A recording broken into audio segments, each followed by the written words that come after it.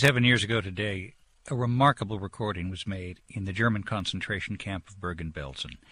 The recording became part of a radio report on the liberation of that death camp that was filed by Patrick Gordon Walker, who worked for the BBC. This is London calling North America. The day I reached Belsen concentration camp, the 5th day of liberation, was a Friday, the day before the Jewish Sabbath.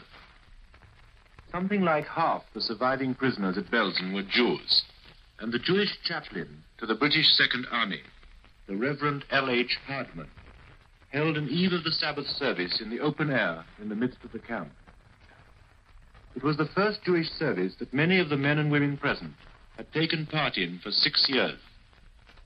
It was probably the first Jewish service held on German soil in absolute security and without fear for a decade.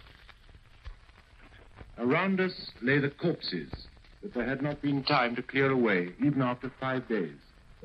40,000 or more had been cleared, but there were still 1,000 or 2,000 around. And people were still lying down and dying in broad daylight in front of our eyes. This was the background to this open-air Jewish service. During the service, the few hundred people gathered together were sobbing openly, with joy at their liberation, and with sorrow at the memory of their parents and brothers and sisters that had been taken from them and gassed and burned.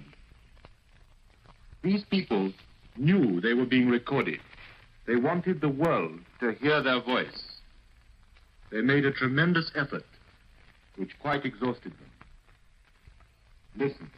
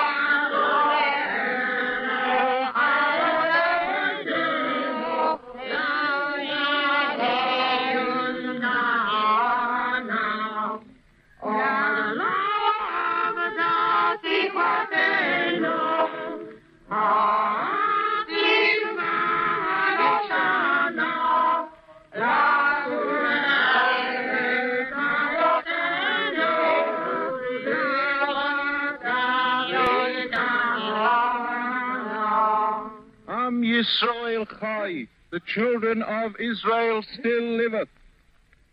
Amen. Survivors of Bergen-Belsen singing HATIKVA at Shabbat services on April 20th, 1945, following their liberation by British troops of the Second Army. That transcription of a shortwave broadcast was made in New York City by Mo Ash. The recently discovered recording comes to us from the Smithsonian Center for American Folklife.